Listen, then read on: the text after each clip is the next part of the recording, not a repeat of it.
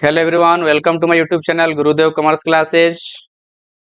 BPSC commerce teachers का business studies का जो सेशन चल रहा है महामैराथन, उसमें हम लोग आज का क्लास में हम लोग प्रिंसिपल्स ऑफ मैनेजमेंट्स के मोस्ट इंपॉर्टेंट क्वेश्चंस करेंगे। तो आइए हम लोग फटाफट एक एक पॉइंट को डिस्कस करेंगे। लिंक मैं शेयर कर दे रहा हूँ, तब तक आप लोग भी जुड़ जाइए। थोड़ा सा आज क्लास में लेट हो गया, शेड्यूल जो था, कॉल भी आ चुका है। ओके, सभी लोग जुड़ जाएं। और एक गुड न्यूज़ ये भी आ चुका है, गुड न्यूज़ मानिए बैड न्यूज़ मानिए, कि निगेटिव मार्किंग का कहानी जो है खत्म हो चुका है। तो ये भी एक हम लोगों के लिए बहुत बड़ा प्रॉब्लम है। अब देखिए इसमें क्या होता है क्या नहीं होता है। चलिए धीरे धीरे सभी लोग जुड़ जाइए और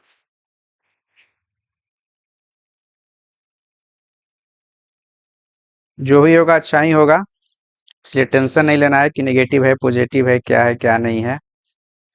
जैसा होगा देखा जाएगा।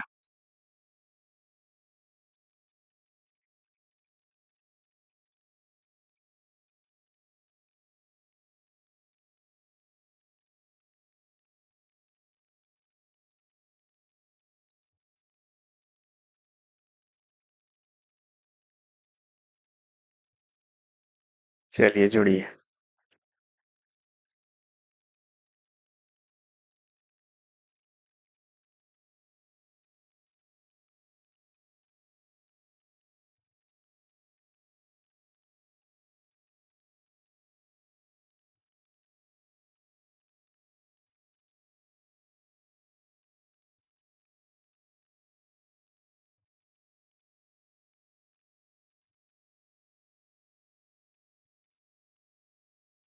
Good evening all of you, good evening. थोड़ा सा क्लास डिले हो गया है मेरा, बट क्या किया जा सकता है। 3 बजे का टाइमिंग दिया था, टेक्निकल इश्यू होने की वजह से प्रॉब्लम हो गया। एक्चुअली बारिश भी हो रहा है ना। चलिए, गुड आफ्टरनून नहीं रह गया है, अब गुड इवनिंग हो गया है, 3 बज गया। चलिए गुड आफ्टरनून गुड इवनिंग। फिर तो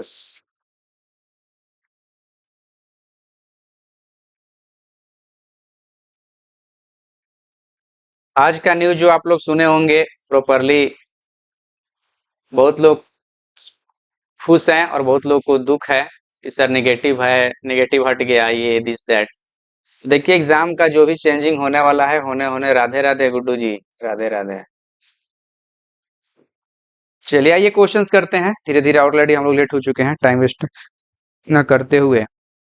फर्स्ट क्वेश्चन है, the nature of principle is not planning. The nature of the nature of planning is not the nature of planning is not. Option है, planning is a continuous process, planning is relating to all the manager, planning make the undertaking committed to the future, planning is status quo. इसमें जय श्री राम जय श्री राम। चलिए question पे ध्यान दीजिए, फटाफट question किया जाए। तो नियोजन की प्रकृति नहीं है, नियोजन एक सतत प्रक्रिया है, नियोजन सही प्रबंधकों से संबंधित है। नियोजना उपक्रम को भविष्य के लिए प्रतिबंध बनाती है। योजना यथास्थिति है, यथास्थिति नहीं होता है प्लानिंग रजिस्टर्स की। तो D is the right answer. इसका सही आंसर क्या हो जाएगा? डी हो जाएगा। Next question, which of the following management functions are closely related. पूछ रहा है कि मैनेजमेंट फंक्शंस में क्लोजली कौन सा रिलेटेड होता है? Planning and organising, staffing and control, planning and control, planning and staffing. निम्नलिखित में से कौन से प्रबंधन कार्य निकट से संबंधित है? योजना और आयोजन, स्टाफिंग और नियंत्रण, योजना और नियंत्रण, योजना और स्टाफिंग। राइट आंसर क्या हो जाएगा?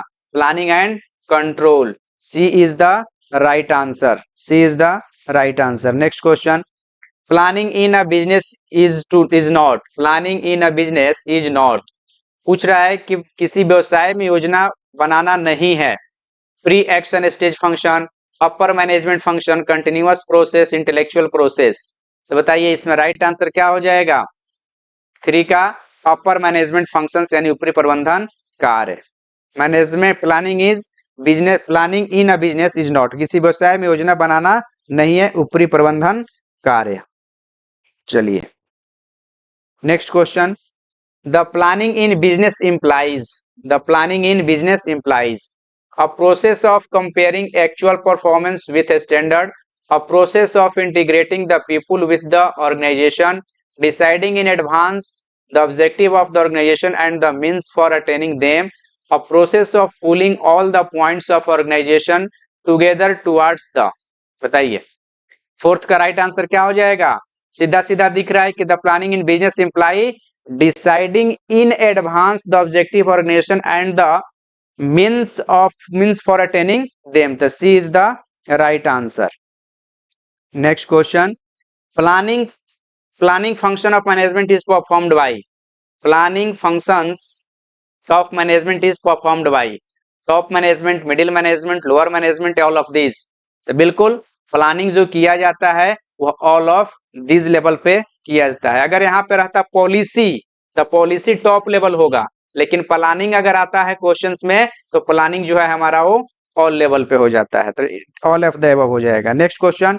शॉर्ट इज रिलेटेड टू, कल हम लोग डिस्कस किए थे कि शॉर्ट में आया हुआ था क्वेश्चन कि शॉर्ट में जो ओ है कहाँ स्टैंड करता है, तो मैंने बताया था कि शॉर्ट में क्या होता है, स्ट्रेंथ, वीकनेस, अपॉर्चुनिटी और थ्रेट. तो इसके अंदर हमारा पूछ रहा है कि शॉर्ट किससे रिलेटेड है, तो शॉर्ट हमारा प्लानिंग से रिलेटेड है, योजना से रिलेटेड है, तो हमारा आंसर क्या हो जाएगा, सी हो जाएगा. Next question. Deciding in advance what is to be done in future is called. पूछ रहा है कि एडवांस में हमें जो सोचते हैं या एडवांस में जो हम डिसाइड करते हैं कि फ्यूचर में क्या करना है उसे क्या कहा जाता है, तो उसे कहा जाता है प्लानिंग. उसको हम किस नाम से जानते हैं, प्लानिंग कहा जाता है. Next question. The essence of business planning is to. The essence of, sir class की टाइमिंग फिक्स कीजिए. अच्छा. The essence of business planning is to assess the market opportunity to be exploited, appraise the threats and risks, anticipate losses and profits, none of these. बताइए 8 का right answer क्या हो जाएगा, assess the market opportunity to be exploited. क्या हो जाएगा हमारा right answer, A is the right answer. Next question. Planning includes objective, policy, strategy, all of the above. Planning include है किसमें, ऑब्जेक्टिव में, पॉलिसी में, स्ट्रेटजी में या ऑल ऑफ द अबव. बिल्कुल प्लानिंग जब हम करते हैं तो उद्देश्य भी होता है, नीति भी होता है और हमारा वहां पे रणनीति भी होता है, तो all of this is the right answer. Next question. which of the following represents a proper sequence of events. पूछ रहा है कि प्रॉपर सीक्वेंस कौन है, तो planning, execution and control. Execution, planning and control, तो हमको तो सीधा सीधा कौन सा दिख रहा है, D, planning, execution and control. D is the right answer. तो इसमें आपको टाइम नहीं वेस्ट करना है. चलिए क्वेश्चन नेक्स्ट देखिए. कम समय में हम लोग ज्यादा से ज्यादा एमसीक्यू करेंगे और आज के सीरीज में 100 एमसीक्यूज का हम लोग हमारा सीरीज है. और जिन लोगों ने अभी तक प्रीवियस वीडियोस को नहीं देखा है वो प्रॉपर तरीके से वो, रागिनी कुमारी नेगेटिव मार्किंग हट गया क्या, हाँ नेगेटिव मार्किंग हट चुका है और जैसा कि ट्वीट आया है तो नेगेटिव मार्किंग हट गया है, तो खुशी मनाने की जरूरत नहीं है. हम लोगों के लिए ना नेगेटिव है और कुछ लोगों के लिए पॉजिटिव है. नहीं पढ़ने वाले के लिए और पढ़ने वाले के लिए दोनों जो है ना अब इक्वल हो जाएंगे, कोई फर्क नहीं पड़ता है. दबा के तुक्का मारो और जिस तरह स्टेट में आया था उस तरह से उठाओ. और अब लक बेस्ट हो गया, लक बेस्ट. इसमें बल्ले बल्ले हो गया जो एंटरप्रेन्योरशिप से ईपीएस से जो है उनका बल्ले बल्ले हो गया. चलो देखो इधर. The term strategy is mainly related to. The term strategy is mainly related to. बताइए इसका राइट आंसर क्या हो जाएगा, प्लानिंग. किससे है, स्ट्रेटजी हमारा किससे होता है, अभी जस्ट प्रीवियस क्वेश्चन में हम लोग किए थे कि प्लानिंग में स्ट्रेटजी आता है, ऑब्जेक्टिव आता है, तो हमारा ये हो गया, प्रोसीजर आता है. Plan made keeping in mind the environmental forces to achieve a specific objective are called. Budget, policy, programme, strategy. कह रहा है कि विशिष्ट उद्देश्य की प्राप्ति के लिए पर्यावरणीय शक्तियों को ध्यान में रखकर बनाई गई योजनाएं क्या कहलाती है, बताइए. तो ये बहुत अच्छा क्वेश्चन है. तो इसका बोलता हम क्या बोलते हैं कि जो प्लान हम करते हैं in mind the environmental forces to achieve specific object, तो हम क्या बनाते हैं, रणनीति बनाते हैं. स्पेसिफिक ऑब्जेक्ट की बात आएगा तो रणनीति बनाएंगे, तो D is the right answer. Next question. Which of the following statement is correct. निम्नलिखित में से कौन सा स्टेटमेंट हमारा सही है. Planning is forward looking, controlling is forward looking, both the above. तो बताइए planning is forward looking, controlling is forward looking. तो कंट्रोलिंग हमारा बैकवर्ड फॉरवर्ड दोनों होता है और प्लानिंग जो होता है वो हमारा फॉरवर्ड लुकिंग होता है. तो इसका राइट आंसर क्या हो जाएगा, प्लानिंग इज फॉरवर्ड हो जाएगा। ये हमारा सही है क्योंकि कंट्रोलिंग बैकवर्ड और फॉरवर्ड दोनों होता है और इसमें क्या कर रहा है, कंट्रोलिंग इज फॉरवर्ड लुकिंग, तो ये हमारा गलत है। ठीक है, next question, outstanding contribution to the span of control theory came from, पूछ रहा है कि आउटस्टैंडिंग स्पैन ऑफ कंट्रोल का थ्योरी किसने दिया है, तो ये दिया है ग्रासियंस ने दिया है। किसने दिया है, सीबीए बीए ग्रासियंस ने दिया है। Next question, policy making is an important function of, policy making is an important function of motivation, coordination, planning, communication, नीति निर्माण एक महत्वपूर्ण कार्य है। यह यूपीएससी में आया हुआ क्वेश्चन है, तो बताइए इसका राइट आंसर क्या होगा। Policy making in is a important function of, right answer क्या हो जाएगा, प्लानिंग। पॉलिसी मेकिंग किसमें होता है, प्लानिंग में, योजना बनाते समय पॉलिसी बनाते हैं। The process of determining how to pursue long term goals with the expected resources available to organisation is called, इसमें क्वेश्चन पूछ रहा है कि the process of determining how to pursue long term goal, अगर आपका उद्देश्य क्या है, लंबा समय के लिए है, with the expected resources, with the expected resources available to organisation, तो क्या होगा, कह रहा है कि संगठन के लिए उपलब्ध अपेक्षित संसाधनों के साथ दीर्घकालिक लक्ष्यों को कैसे आगे बढ़ाया जाए, यह निर्धारित करने की प्रक्रिया को क्या कहा जाता है। तो इसमें क्या कहा जाता है, तो सिंपल क्या हो जाएगा, स्ट्रेटेजिक प्लानिंग कहते हैं, रणनीतिक योजना बनाना कहते हैं। नेक्स्ट क्वेश्चन है, futuristic decision making by manager is refer to as, futuristic decision making by managers is refer to as planning, staffing, motivating, controlling, प्रबंधकों द्वारा भविष्यवादी निर्णय लेने को क्या कहा जाता है, तो भविष्यवादी निर्णय लेने को क्या कहा जाता है, तो हमारा योजना यानी कि प्लानिंग कहा जाता है। A is the right answer. Next question, planning function of management is performed by, planning का जो फंक्शंस होता है यह किसके द्वारा परफॉर्म किया जाता है, तो प्लानिंग जो होता है ऑल लेवल पर, सर थोड़ा स्पीड स्लो सर, ओके, जो प्लानिंग फंक्शंस ऑफ मैनेजमेंट जो है हमारा परफॉर्म किया जाता है किस पे, ऑल लेवल पे, यानी कि top level, middle level, lower level, all level पर किया जाता है सभी। हमें तो लगा कि आप लोग स्लो पढ़ाते हैं तो बोर हो जाते हो, इसलिए मैंने थोड़ा सा स्पीड बढ़ा दिया। ठीक है, क्योंकि आजकल हाई स्पीड वाला चल रहा है 5G। कोई बात नहीं है, क्वेश्चंस को समझते हुए चलना है, जो भी आपको है प्रॉपरली एक एक चीज को देखते हुए चलिए। Budgeting is mainly a part of, budgeting is mainly a part of, बताइए बस्टिंग किसका पार्ट है, planning, organising, controlling, coordinating, budgeting मुख्य रूप से किसका हिस्सा है, योजना का आयोजन करने का, नियंत्रण का, समन्वय करने का। तो बिल्कुल हम बजट कहाँ पे बनाते हैं, तो बजट हमारा रिलेटेड है प्लानिंग से, बजट हमारा कहाँ रिलेटेड है जी, प्लानिंग से रिलेटेड है। Next question, standing plan include, standing plan किसमें इंक्लूड होता है, तो स्टैंडिंग प्लान हमारा प्रोग्राम, प्रोजेक्ट, बजट, इसमें अप्रोप्रिएट आंसर क्या हो जाएगा, प्रोसीजर हो जाएगा। क्या हो जाएगा राइट आंसर, प्रोसीजर, प्रक्रिया में। Next question, with reference to the formal organisation which of the following statement is correct, पूछ रहा है कि नीचे जो रेफरेंस दिया हुआ है फॉर्मल ऑर्गेनाइजेशन के कंटेक्स्ट में, तो कौन सा स्टेटमेंट उसके अकॉर्डिंग सही है। तो पूछ रहा है कि authority is defined by the profile and managerial position, communication flow through the hierarchy, select the correct answer from the code given, 1 2 या बोथ 1 एंड 2, तो राइट आंसर क्या हो जाएगा, 1 एंड 2 बोथ, दोनों हमारा आंसर क्या है, बिल्कुल सही है, तो राइट आंसर सी हो जाएगा। Next question, the main advantage of functional organisation, main advantage functional organisation के सबसे जो अच्छा इंपॉर्टेंस क्या होता है कि स्पेशलाइजेशन, कोऑर्डिनेशन, कम्युनिकेशन, सिंप्लीफिकेशन, तो बताइए इसका राइट आंसर। तो याद रखिएगा फंक्शनल ऑर्गेनाइजेशंस के अंदर में स्पेशलाइजेशन यानी कि अलग अलग स्पेशलाइज्ड पर्संस को अलग अलग फंक्शंस ऑफ वर्क जो है दिया जाता है, तो राइट आंसर क्या हो जाएगा, स्पेशलाइजेशन, विशेषज्ञता। Coordination is the essence of management होता है, कम्युनिकेशन जो है ईच एंड एवरी लेवल पे कम्युनिकेट किया जाता है, सिंप्लीफिकेशन में हम लोग किसी चीज को क्या करते हैं, सिंप्लीफाइड वे में करते हैं। Next question, the form of organisation in which expert assistant is available to line managers is called, बोल रहा है कि the form of organisation in which expert assistance is available to line managers is called, उसको हम क्या कहते हैं, line organisation, committee organisation, functional organisation या लाइन एंड स्टाफ ऑर्गेनाइजेशन। यहाँ पे प्रॉपर हमें सारे ऑप्शंस को पहले ध्यान से पढ़ना है, ये ना कि हमने ये पढ़ा लाइन ऑर्गेनाइजेशन और लगा दिया। यहाँ पे राइट आंसर क्या हो जाएगा, line and staff organisation, D is the right answer. Next question, the the unprecedented contribution was received in the theory of span of control. Span of control याद कर लीजिए। स्पैन ऑफ कंट्रोल के बारे में अगर कुछ भी पूछता है ना, तो स्पैन ऑफ कंट्रोल में बाई ग्रासियंस इनको प्रॉपरली याद रख लीजिए। Next question, managerial control is done by, managerial control किसके द्वारा डन किया जाता है?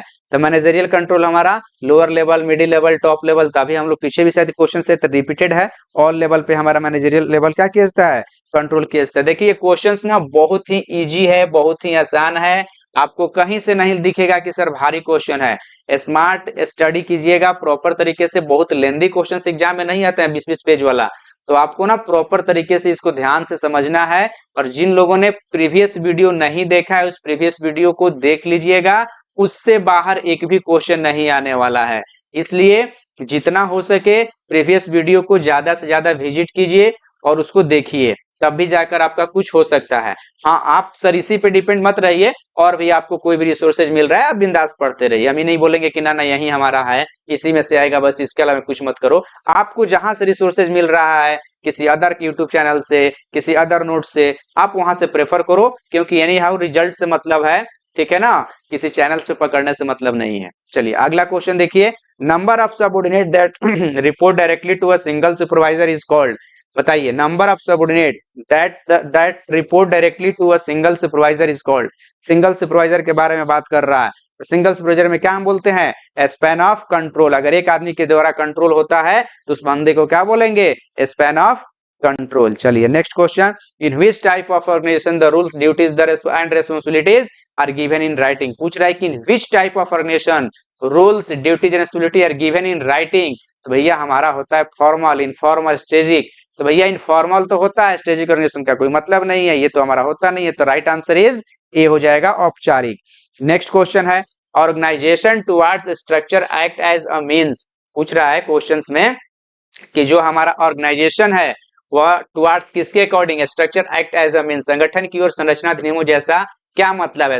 इसमें पूछ रहा है ऑप्शन में कि achievement of coordination, achievement of organisational goal, achievement of effective performance, achievement of effective method of supervision, achievement of better coordination. बताइए इसका राइट आंसर क्या हो जाएगा? तो अचीवमेंट ऑफ ऑर्गेनाइजेशनल गोल के बारे में बात करता है। हिंदी में भी सर जी, हिंदी सर लिखा हुआ है ना, आप उसको देख लीजिए, फिर उसमें क्या किंतु परंतु है। चलिए अब उस तरीके की हिंदी भी पढ़ेंगे, इंग्लिश पढ़ेंगे तो टाइम कंज्यूम ज्यादा हो जाएगा, फिर भी प्रयास करते हैं। चलिए कोई दिक्कत नहीं है।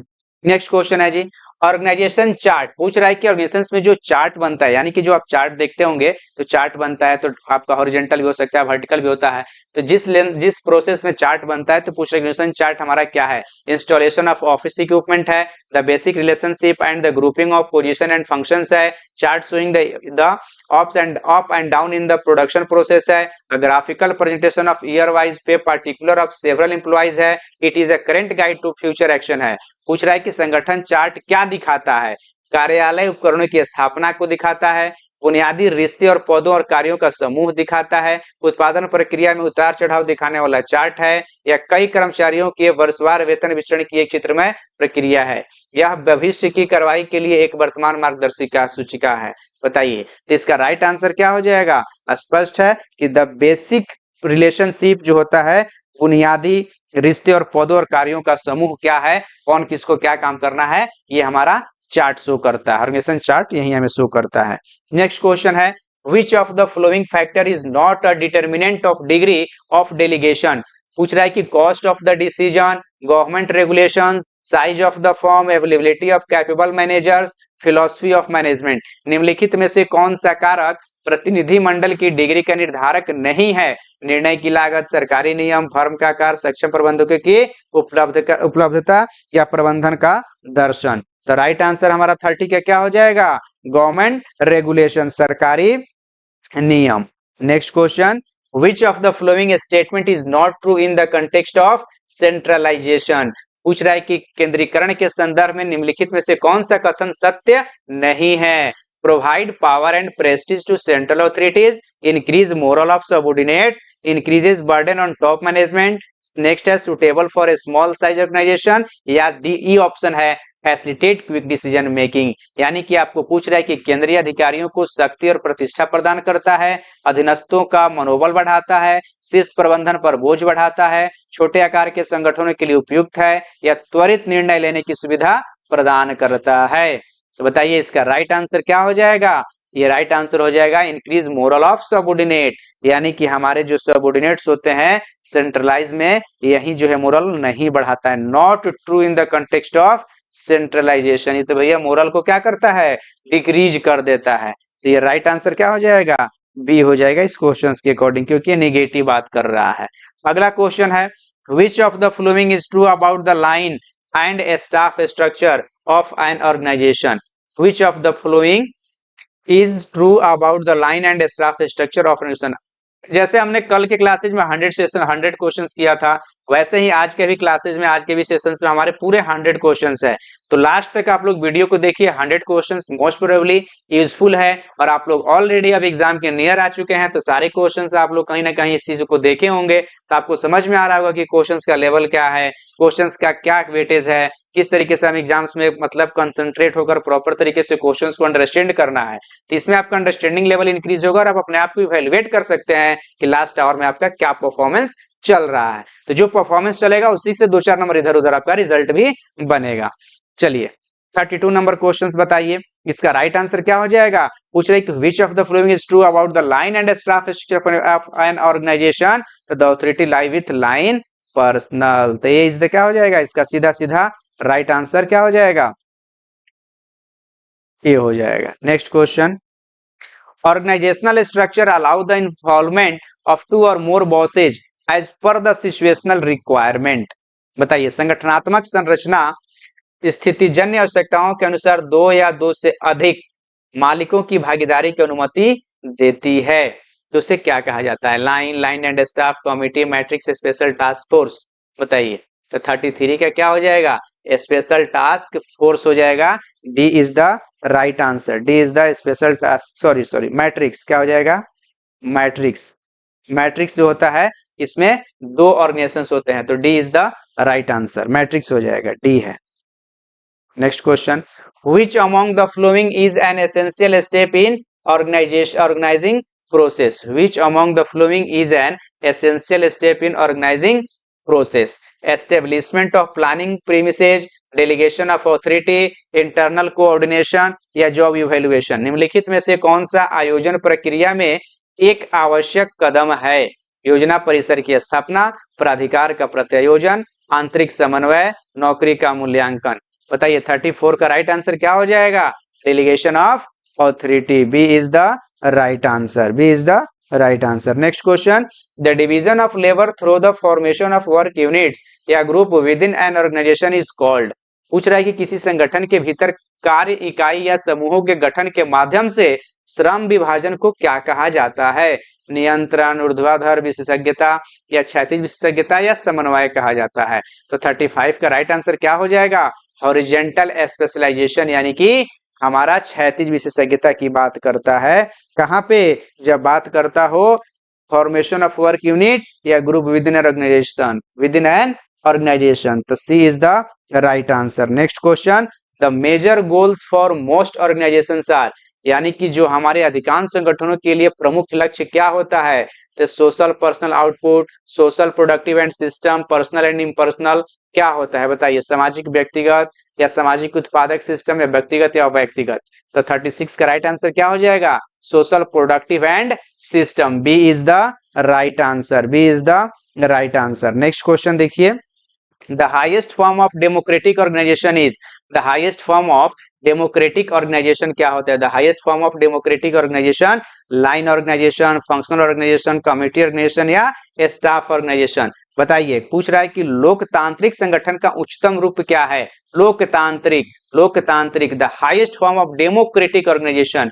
डेमोक्रेटिक में कौन सी बात आती है? तो सीधा सीधा आप डेमोक्रेटिक की बात आई तो कमिटी, जहां पे सर्वसम्मति, सबका बात सुना जाता है तब कोई निर्णय लिया जाता है, तो उसको हम कहते हैं डेमोक्रेटिक ऑर्गेनाइजेशन, यानी कि सबके सुझावों को एक्सेप्ट किया जाता है, सबके एडवाइस को सुना जाता है। The element not necessary in each objective, not necessary in each objective under management by objective, MBO, under management by objective approach. बताइए, cost element, human relation element, time element या मेजरेबल एलिमेंट। उद्देश्यों द्वारा प्रबंधन MBO दृष्टिकोण के तहत प्रत्येक उद्देश्य में आवश्यक तत्व क्या नहीं है? तो बताइए इसका राइट आंसर क्या हो जाएगा? इसका राइट आंसर पूछ रहा है कि उद्देश्यों द्वारा प्रबंधन एमबीओ के दृष्टिकोण के तहत प्रत्येक उद्देश्य में आवश्यक तत्व नहीं है, नहीं पूछ रहा है, तो हमारा कॉस्ट एलिमेंट नहीं होता है एमबीओ में। कॉस्ट एलिमेंट चूंकि हमारा एचआरएम होता है, टाइम होता है, मेजरेबल एलिमेंट होता है, बट हमारा कॉस्ट एलिमेंट एमबीओ में नहीं होता है। नेक्स्ट क्वेश्चन है, an organization that has developed capacity to adopt and change is described as। बताइए, एक संगठन जिसने अपनाने और बदलने की क्षमता विकसित की है, उसे इस प्रकार वर्णित किया गया, उसे इस प्रकार वर्णित किया गया। बताइए क्या कहेंगे उसको? Virtual organisation, learning organisation, developing organisation या चेंजिंग ऑर्गेनाइजेशन? बताइए इसका राइट आंसर क्या हो जाएगा? इसका राइट आंसर क्या हो जाएगा? बताइए 39 का राइट आंसर बिल्कुल सही, बी हो जाएगा, लर्निंग ऑर्गेनाइजेशन। क्या हो जाएगा जी? Learning organisation. Next question, in an enterprise the organisation is established by the, in an organise the organisation is established by the top management, middle management, lower management, all of the above. पूछ रहा है questions में कि एक उद्यम में संगठन की स्थापना किसके द्वारा की जाती है? तो बिल्कुल उद्यम की स्थापना कौन कर सकता है? Top level, middle, top level जब स्थापना करता है उसके बाद ही इन लोगों का मिडिल लेवल का, लोअर लेवल का, सुपरवाइजरी लेवल का काम पड़ता है। यानी कि सबसे जो मोस्ट इंपोर्टेंट थिंग होता है कि एस्टेब्लिशमेंट ऑफ वर्क किसके द्वारा किया जाता है? तो टॉप लेवल मैनेजमेंट के द्वारा किया जाता है। Next question, functional organisation is based on, functional organisation is based on specialization only, generalization only, both special and generalization। कार्यात्मक संगठन आधारित है केवल विशेषज्ञता से, केवल सामान्यीकरण से, विशेषज्ञता और सामान्यीकरण दोनों से, किसमें? बताइए 41 का राइट आंसर क्या हो जाएगा?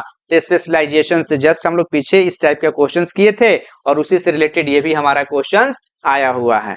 चलिए देखिए नेक्स्ट क्वेश्चन हमारा क्या है, a descriptive thought which a person hold about some object is refer to as. बताइए attitude, belief, emotion, none of this. एक वर्णनात्मक विचार जो एक व्यक्ति किसी के बारे में रखता है और उसे कहा जाता है, रवैया कहा जाता है, विश्वास, भावना, क्या कहा जाता है? बताइए इसका राइट आंसर क्या हो जाएगा? राइट आंसर बताइए, इसका राइट आंसर क्या होगा? जो भी आपको दिख रहा है उसका राइट आंसर बताइए। तो बताइए 42 का राइट आंसर क्या हो जाएगा? बिल्कुल बिलीफ जो है ये हमारा राइट आंसर, यानी कि विश्वास जो है ये बात करता है। Next question, which of the following is not a factor contributing to MBO program failure? Not factor contributing to MBO program failure। निम्नलिखित में से कौन सा MBO कार्यक्रम की विफलता में योगदान देने वाला कारक नहीं है? कारक नहीं पूछ रहा है, कारक कौन सा नहीं है ये पूछ रहा है। Altering goal meet changes into circumstances, easy goal, lack of management support, setting of unrealistically difficult goal। पूछ रहा है कि लक्ष्य बदलने से परिस्थितियों में बदलाव आता है, आसान लक्ष्य, प्रबंधन समर्थन का अभाव, अवास्तविक रूप से कठिन लक्ष्यों का निर्धारण। बताइए इसका राइट आंसर क्या हो जाएगा? बताइए इसका राइट आंसर हो जाएगा altering goal meet changes into circumstances. यानी कि सर्कमस्टांसेज के अकॉर्डिंग हम क्या करते हैं, अपने ग्रुप्स, अपना जो भी गोल होता है सर्कमस्टांसेज के अकॉर्डिंग हम चेंज कर देते हैं। नेक्स्ट क्वेश्चन देखिए, the informal groups communication system is called, informal group dynamics, grapevine exchange, interaction. अनौपचारिक समूह की संचार व्यवस्था कहलाती है, क्या कहलाती है? ग्रुप डायनेमिक्स कहलाती है, ग्रेपवाइन एक्सचेंज या इंटरएक्शन कहलाती है। तो 44 का राइट आंसर क्या हो जाएगा? ग्रेपवीन, अंगूरी लाता, पढ़े होंगे आप लोग, अंगूरी लाता, अंगूरी लाता इसको कहा जाता है, ठीक है ना। अंगूर का जो गुच्छा होता है ना, इस तरीके से इसमें कम्युनिकेशन के ब्रांचेज होते हैं, इसलिए इसको कहा जाता है ग्रेपवीन कहा जाता है इनफॉर्मल को। Next question, which of the following law affect business organisation? पूछ रहा है कि निम्नलिखित में से कौन सा कानून व्यवसायिक संगठनों को प्रभावित करता है? निगमन और दिवालियापन कानून, पर्यावरण संरक्षण कानून, व्यवसायिक स्वास्थ्य और सुरक्षा कानून या प्रतिस्पर्धा कानून? बताइए। तो बिल्कुल इंकॉर्पोरेशन एंड बैंकरप्सी लॉ जो हमारा होता है 45 का, ये हो जाएगा राइट आंसर। 45 का क्या हो जाएगा? ये हो जाएगा right answer. Next question, organization structure that show a unique combination of organization structure that show a unique combination of strategy structure and management process is known as। Question में पूछ रहा है कि संगठन संरचना जो रणनीति संरचना और प्रबंधन प्रक्रिया का एक अनूठा समायोजन दर्शाती है वह क्या कहलाती है? उसे हम क्या कहते हैं? मुक्त रूप संगठन, आभासी संगठन, नेटवर्क संगठन या क्षैतिज संगठन? यानी free form organisation, virtual organisation, network organisation या हॉरिजॉन्टल ऑर्गेनाइजेशंस कहते हैं। तो बिल्कुल सही 46 का सी हो जाएगा। उसको हम बोलते हैं नेटवर्क ऑर्गेनाइजेशन बोलते हैं। क्या बोलते हैं? Network organisation. चलिए next question, which one among the following is the oldest form of organisation? Oldest form of organisation क्या है? पुराना। पुराना हमारा ओल्डेस्ट फॉर्म ऑफ ऑर्गेनाइजेशन क्या है? तो ध्यान रखिएगा, लाइन ऑर्गेनाइजेशन। इसको हम बोलते हैं मिलिट्री ऑर्गेनाइजेशन। मिलिट्री ऑर्गेनाइजेशन के नाम से, ग्रिड भी इसको बोलते हैं, ग्रिड ऑर्गेनाइजेशन के नाम से भी इसको जाना जाता है। और यही हमारा लाइन ऑर्गेनाइजेशन जो है यह ओल्डेस्ट ऑर्गेनाइजेशन है, ये हमारा सबसे पुराना ऑर्गेनाइजेशन है। इसमें एक समानांतर, जैसे यहाँ से ये लाइन है, यहाँ पे 1 नंबर, यहाँ 2, यहाँ 3, यहाँ 4, यहाँ 5, यानी यहाँ पे हम बात करें तो यहाँ पे अपवार्ड होता है। क्या होता है? अपवार्ड। यानी कि इधर से सीक्वेंस जो है ना, कोई इंफॉर्मेशन भी होता है तो यहाँ से ऐसे जाता है, इस सीक्वेंस में इंफॉर्मेशन जाता है, इसलिए इसको हम अपवार्ड सीक्वेंस के नाम से भी जाना जाता है।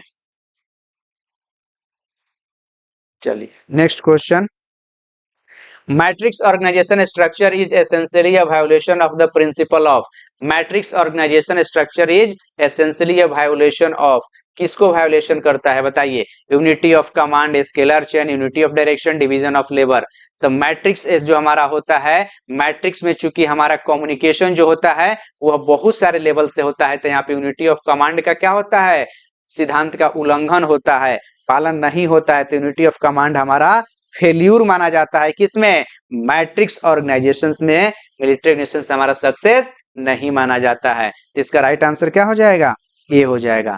A firm with high operating leverage है, कह रहा है कि उच्च परिचालन उत्तोलन वाली एक फर्म में है। अगर किसी फर्म का ऑपरेटिंग लीवरेज अगर क्या है?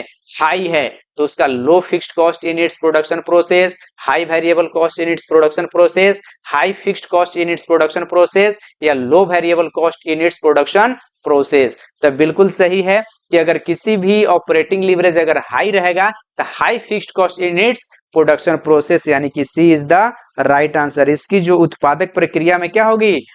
उच्च निश्चित लागत होगी, उच्च निश्चित लागत होगी। नेक्स्ट क्वेश्चन है, a formal organisation is one where. A formal organisation is one where authority is formalised, relationship between people are well defined, at every stage position, responsibility, authority and accountability are clearly defined, authority and responsibility are equated। पूछ रहा है कि एक औपचारिक संगठन हुआ है जहां प्राधिकरण औपचारिक हो गया है, लोगों के बीच संबंध अच्छी तरह से परिभाषित है, प्रत्येक चरण परिस्थिति जिम्मेदारी अधिकार और जवाबदेही स्पष्ट रूप से परिभाषित है, अधिकार और जिम्मेदारी बराबर है। तो राइट आंसर क्या हो जाएगा? C, at every stage position, responsibility, authority and accountability are clearly defined. उससे हम क्या कहते हैं? Formal organisation. यानी कि सबका सब कुछ कहानी, सब कुछ क्लियर कट होता है। तो C is the right answer. तो हम लोग हाफ सेंचुरी कर चुके हैं और हम लोग 50 क्वेश्चंस अर्धशतक कर चुके, और हम लोग का 50 क्वेश्चंस अभी भी रिमेनिंग है। तो पूरे जोश के साथ एक बार जितने लोग लाइव देख रहे हैं वो लोग एक बार चैनल्स को लाइक कर दीजिए, जिन लोगों ने नहीं सब्सक्राइब किया है सब्सक्राइब कीजिए, और आप अपने ग्रुप में इसको शेयर करने की कोशिश कीजिए ताकि सब तक यह वीडियो पहुंच सके। क्लासेज चलेगा सर, जैसे कंटेंट हमारे पास अवेलेबल होते चलेगा हम क्लासेज कंटिन्यू करते चलेंगे। 1-2 क्लास जो मतलब अभी जो हमारे 4-5 दिन बचे हुए हैं, प्रयास रहेगा कि 4-5 class most important to the point direct question हम कुछ करा दें। चलिए next question, the scalar principle of organisation implies.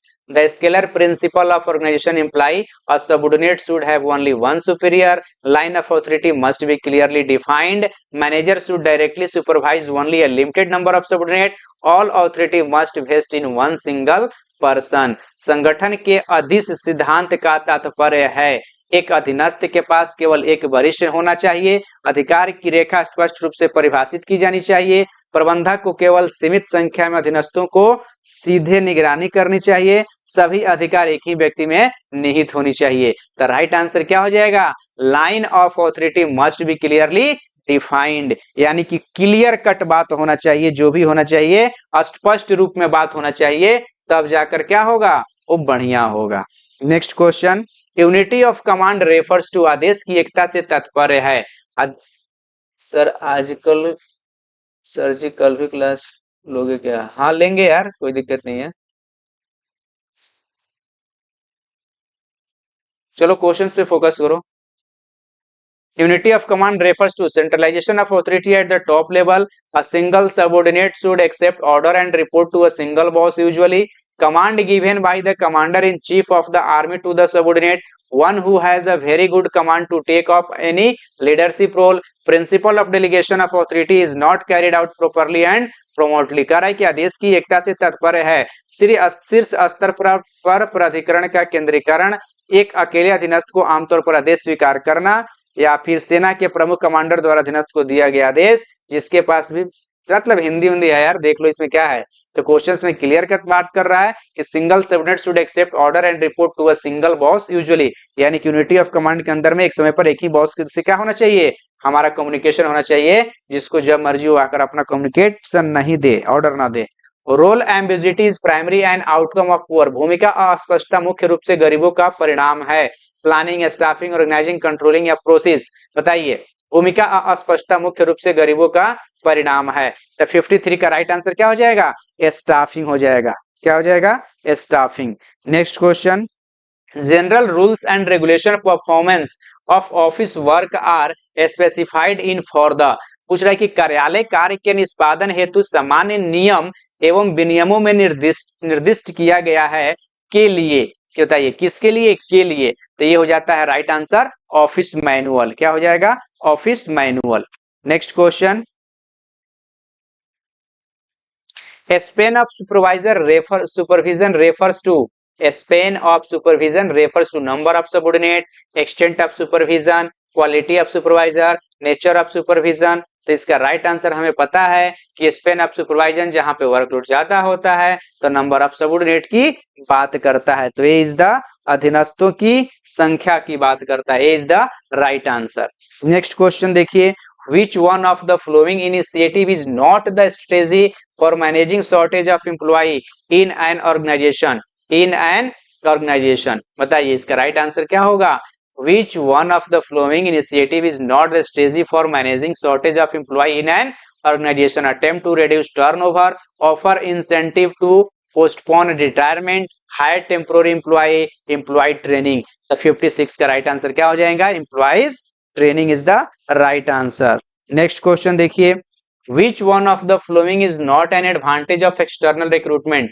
विच, देखिए टाइम कम है इसलिए हम ना इसको प्रॉपर एक्सप्लेन नहीं कर रहे हैं, लेकिन जो लोग इस बार स्टेट वाले फॉर्म डालेंगे उनका प्रॉपर हम ना सबका एक एक, जैसे कि हमने क्वेश्चन कराया तो इसके जितने भी पॉइंट्स हैं हम प्रॉपर एक्सप्लेनेशन जो है हर चैप्टर पे करेंगे, लेकिन अभी हमें एक्सप्लेनेशन पे अगर टाइम देंगे तो हम number of questions come attempt कर पाएंगे। तो इसलिए शॉर्ट पीरियड में हमारे पास एक ही ऑप्शन बचता है कि जो हमारा टारगेट है, हमारा जो ऑब्जेक्ट है, हम उस ऑब्जेक्ट को अचीव करें, क्योंकि यहाँ पे हमें रिजल्ट मैटर नहीं करता है, हमको यहाँ पे जॉब मैटर करता है, यानी हाउ जॉब सबकी होनी चाहिए, रिजल्ट निकाल कर खुश होने का कोई फायदा नहीं है। चलिए इसीलिए हम इसको प्रॉपर तरीके से आपको बता रहे हैं, क्वेश्चन समझा रहे हैं, क्वेश्चंस पे क्या ट्रिक होता है ऑप्शंस को पकड़ने का, उस पे आप फोकस कीजिए कि हम कैसे किसी भी क्वेश्चंस को पढ़िए और तुरंत कोरिलेट कीजिए कि इसका राइट आंसर क्या होगा।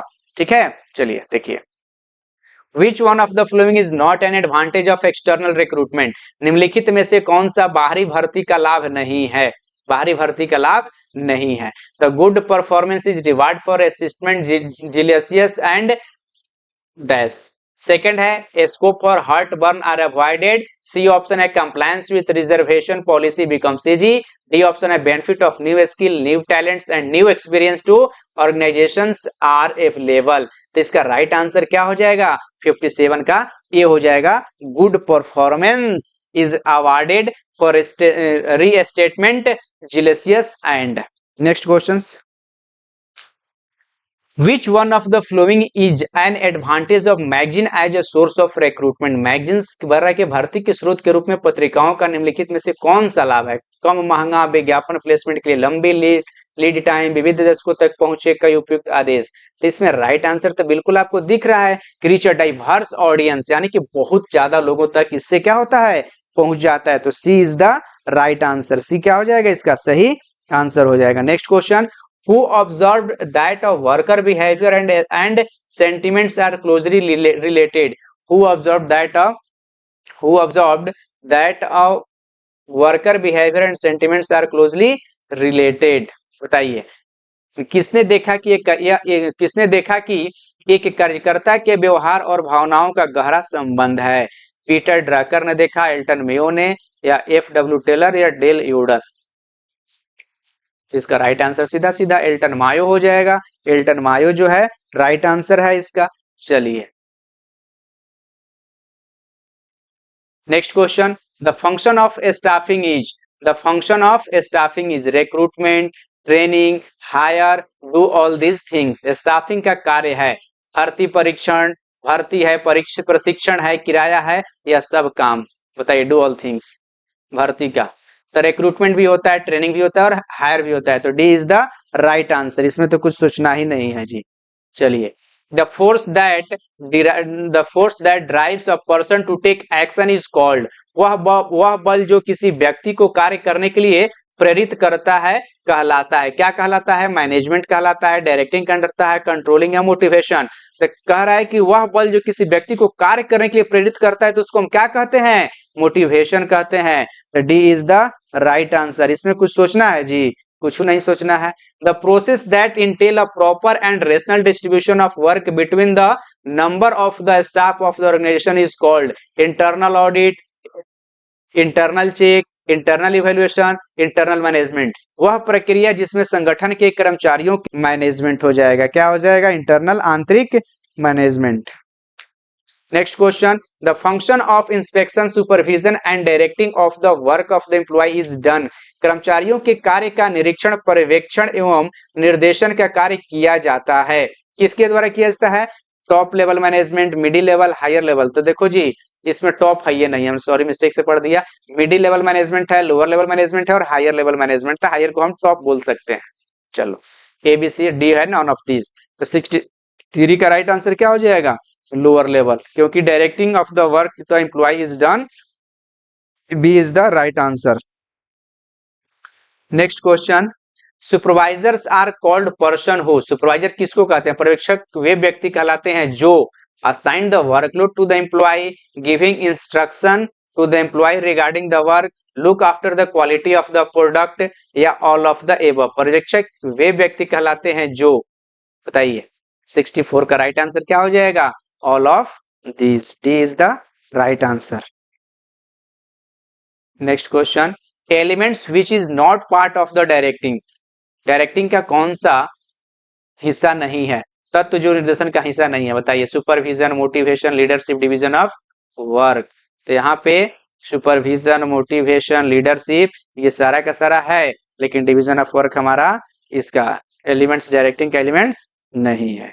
Next point, a manager who work with the help of rules and regulation is called. This is fair leader, trades leader, bureaucratic या पार्टिसिपेटर लीडर। नियमों एवं विनियमों की सहायता से कार्य करने वाले प्रबंधक को क्या कहा जाता है? तो इसको कहा जाता है bureaucratic leader. C is the right answer.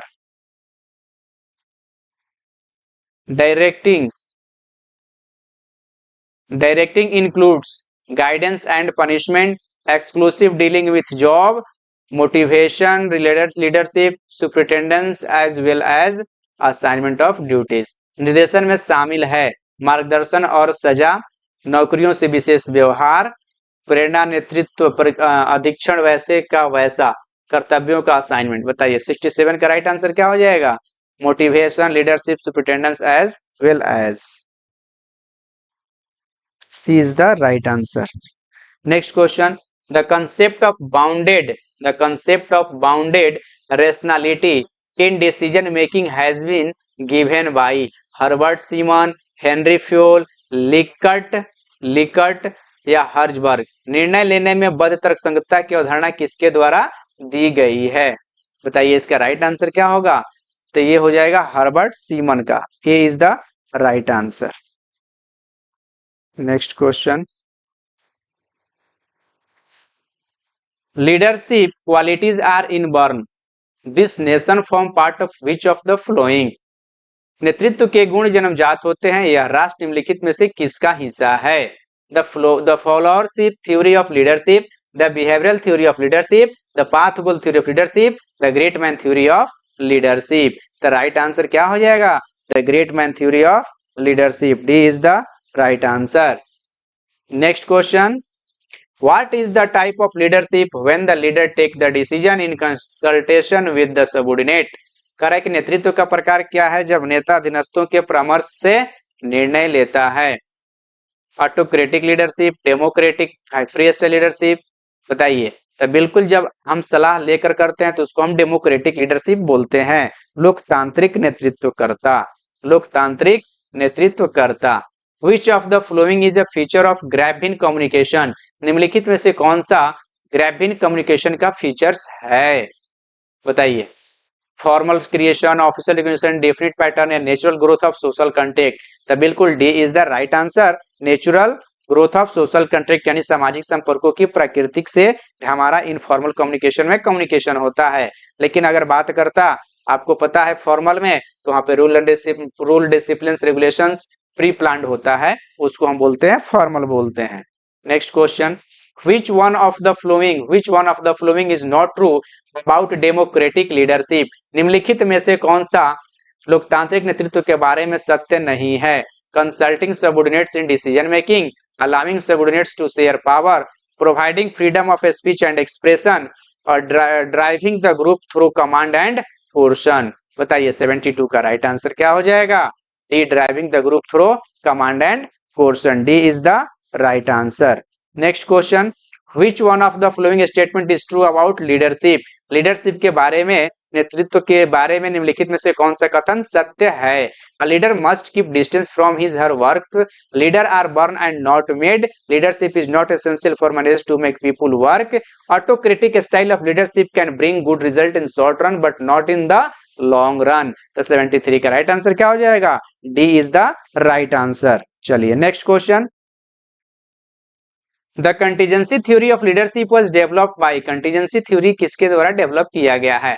The contingency theory की बात जैसे ही आता है तो आपको ध्यान रखना है, आई होप कि 74 का क्या हो जाता है? फिडलर हो जाता है। क्या हो जाता है?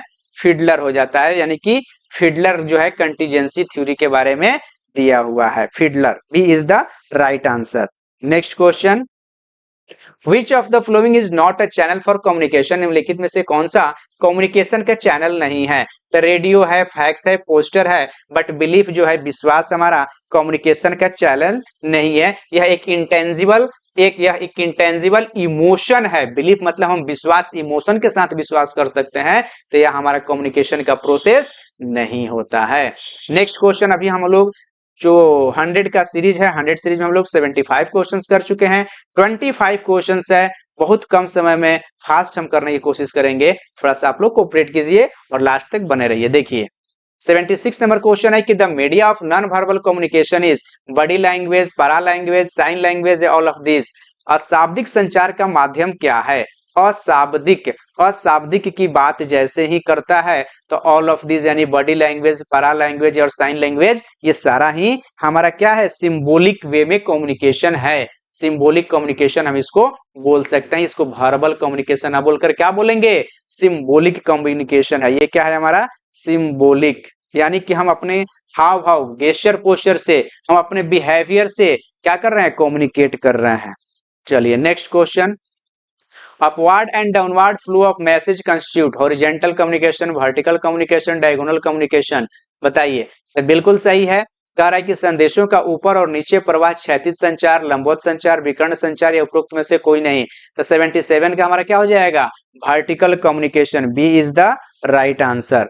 Next question, which of the following is not related to directing? निम्नलिखित में से कौन निर्देश से संबंधित नहीं है? निम्नलिखित में से कौन निर्देश से संबंधित नहीं है? तो निर्देश की बात जैसे ही आता है तो ट्रेनिंग, लीडरशिप, कम्युनिकेशन, मोटिवेशन। तो देखिए, लीडरशिप, कम्युनिकेशन और मोटिवेशन ये तो हमें दिख रहा है प्रॉपर क्या चीज, ये सब हमारा रिलेटेड है। बट ट्रेनिंग जो है या स्टाफिंग से रिलेटेड है। किससे रिलेटेड है? ट्रेनिंग जो है हमारा स्टाफिंग से रिलेटेड है। तो A is the right answer. Next question, directing includes, directing किसमें इंक्लूड्स है? विदिशा में शामिल है। Guidance and punishment, disposal of work only, motivation, leadership and supervision. तो 79 का C is the right answer हो जाएगा। ये सब शामिल होता है किसमें? डायरेक्शन में इंक्लूड्स होता है। नेक्स्ट क्वेश्चन है, the process of controlling is concerned with, नियंत्रण की प्रक्रिया का संबंध किससे है? Measurement of the actual performance, setting of standard, assigning the task या डिटर्मिनेशन ऑफ गोल। बताइए, नियंत्रण की प्रक्रिया का संबंध किससे है? नियंत्रण प्रक्रिया का संबंध है measurement of the actual performance से, वास्तविक प्रदर्शन के मापन से है। तो ये is the right answer. Next question, concurrent control occurs when an activity is, concurrent control occur when an activity is completed, being planned, still going on या none of these। कह रहा है कि समवर्ती नियंत्रण पर तब होता है जब कोई गतिविधि होती है, पूरा या नियोजित किया जा रहा है, अभी से जारी है। तो बताइए इसका क्या होगा? 81 का राइट आंसर क्या होगा? स्टिल गोइंग ऑन, अभी से जो जारी है उसको हम क्या बोलते हैं? concurrent कंट्रोल एक्टिविटी बोलते हैं। PERT is a technique of, PERT is a technique use for, किसके लिए यूज किया जाता है? तो ये बताइए कि PERT एक तकनीक है जिसका उपयोग किया जाता है गुणवत्ता प्रबंधन, परियोजना प्रबंधन, निर्णय लेना या आयोजन करना। तो हमेशा ध्यान रखिएगा इस तरह का क्वेश्चन है तो यह प्रोजेक्ट मैनेजमेंट में यूज किया जाता है। किसमें यूज किया जाता है? प्रोजेक्ट मैनेजमेंट में। Next question, quality circle is a type of, गुणवत्ता चक्र एक प्रकार का है। Problem solving team, cross functional team, self directed team या प्रोजेक्ट टीम। तो बताइए गुणवत्ता चक्र एक प्रकार का क्या है? गुणवत्ता चक्र हमारा एक प्रकार का प्रॉब्लम सॉल्विंग टीम है। तो A is the right answer. Next question है, कंट्रोल अप्लाइज ऑन, कंट्रोल किस पे अप्लाई होता है? यानी नियंत्रण इस पर लागू होता है, किस पे? On the organization, on interference, on planning, on coordination. बताइए इसका राइट आंसर क्या हो जाएगा? हमारा कंट्रोल किस पे लागू होता है? प्लान पे, क्योंकि ये दोनों इंटरडिपेंडेंट होते हैं, एक के बिना एक हमारा अधूरा हो जाता है। तो सही इसका आंसर क्या हो जाएगा? On planning, C is the right answer. Control apply, control किस पे अप्लाई होता है? Lower level, middle level, high level. तो हम लोग जस्ट पीछे भी इस क्वेश्चन रिपीटेड है, ऑल लेवल पे कंट्रोल अप्लाई होता है, सभी लेवल पर एज पर रिक्वायरमेंट। जैसे जैसे इंस्टीट्यूशंस को, फंक्शंस को लगता है कि इस पे कंट्रोल का एक्शन लेना चाहिए तो उस पे एक्शन लेता है, उसको हम क्या बोलते हैं? इसलिए बोलते हैं कि control applicable on all types of level या every level. Which of the following statement is not correct, निम्नलिखित में से कौन सा कथन सही नहीं है? Control is a continuous process, हाँ जी होता है। Control is always concerned with past action, always नहीं होता है जी। Control is a managerial function, हाँ जी है। Control is applied at all level, बहुत अच्छा। तो इसमें सीधा सीधा आपको क्या दिख रहा है कि 86 का बी जो है यही गलत है, यही क्या है? गलत है। Control is always concerned with past थोड़ी होता है, पास्ट और फ्यूचर दोनों पे देखता है, इसलिए हमारा क्या हो जाएगा? B is the right answer. Next question, which among the following is a part of management process, निम्नलिखित में से कौन प्रबंधन प्रक्रिया का हिस्सा है? इसमें हिस्सा है पूछ रहा है, span of control, authority and responsibility, evaluation and control, level of management और यूनिटी ऑफ कमांड। तो राइट आंसर क्या हो जाएगा? इवैल्यूएशन एंड कंट्रोल, यानी कि प्रॉपर तरीके से मूल्यांकन और नियंत्रण करना। नेक्स्ट क्वेश्चन हमारा ये रहा स्क्रीन पे, the main objective of control is creating fear among worker, seeking conformity of performance with predetermined standard, punishing the guilty या फिक्सिंग रेस्पॉन्सिबिलिटी। बताइए नियंत्रण का मुख्य उद्देश्य है श्रमिकों के बीच डर पैदा करना, पूर्व निर्धारित मानक के साथ प्रदर्शन की अनुरूपता की मांग करना, दोषियों को दंडित करना या जिम्मेदारी तय करना।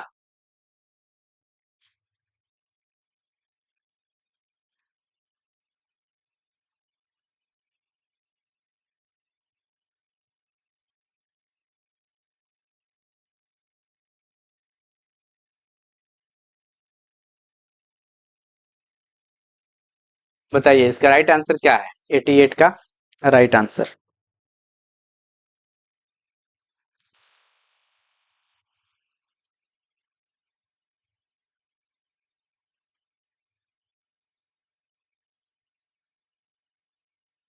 एटी एट का राइट आंसर बताइए क्या है?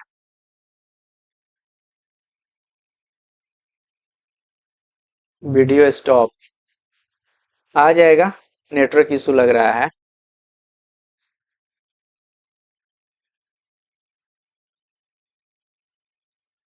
अच्छा अच्छा,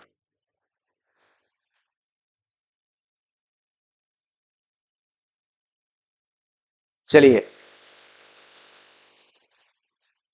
आ गया, टेंशन मत लीजिए, आ गया। थोड़ा सा नेटवर्क इशू है ना, बारिश वारिश हुआ है तो इस वजह से प्रॉब्लम हो जाता है। देखिए, the main objective of control is, the main objective of control is, तो क्या हो जाएगा? Seeking conformity of performance with predetermined standard हो जाएगा। सर यह सब तो बन जा रहा है। बहुत अच्छा मीनू कुमारी, बहुत अच्छा बन जा रहा है, तो वेरी गुड, बी हो जाएगा। ये क्या है? हाँ, ये हमने बी ऑप्शन हो जाएगा, क्या हो जाएगा? बी हो जाएगा। नेक्स्ट है, ये रफ कर दो यार। हम्म, देखिए, कह रहा है कि whose comparative study is necessary, whose comparative study is necessary for managerial control, for managerial control. Sir UGC NET qualify करवा देंगे, almost questions NET previous questions ही हैं।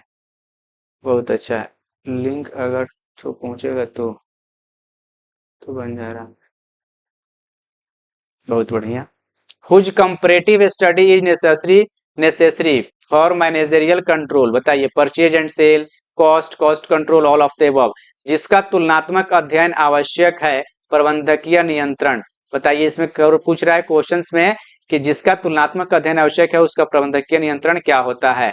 परचेज एंड सेल होता है, कॉस्ट होता है, कॉस्ट कंट्रोल होता है, या ऑल ऑफ दीज? तो all of these is the right answer, D is the right answer. Next question, managerial control is exercised by, managerial control is exercised by lower level manager, middle level manager, top level manager, या all level manager? प्रबंधकीय नियंत्रण किसके द्वारा प्रयोग किया जाता है? बताइए। The managerial control is exercised by, क्या हो जाएगा? All level, D is the right answer, all level पे किया जाता है।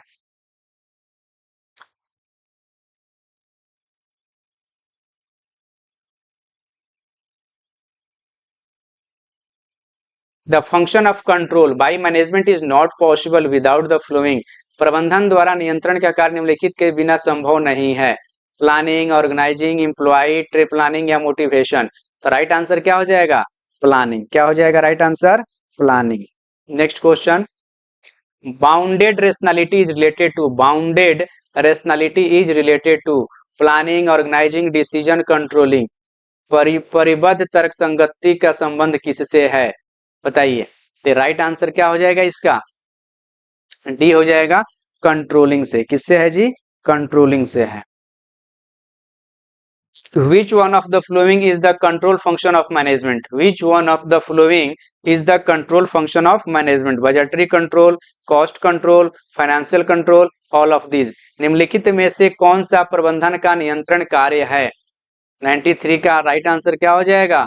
ऑल ऑफ दीज हो जाएगा, क्योंकि हमारा पूछ रहा है कि ये is the control function of management, तो बजटरी कंट्रोल भी होता है, कॉस्ट कंट्रोल भी होता है, फाइनेंशियल कंट्रोल भी होता है, तो इसलिए क्या हो जाएगा? ऑल ऑफ दीज हो जाएगा सही आंसर।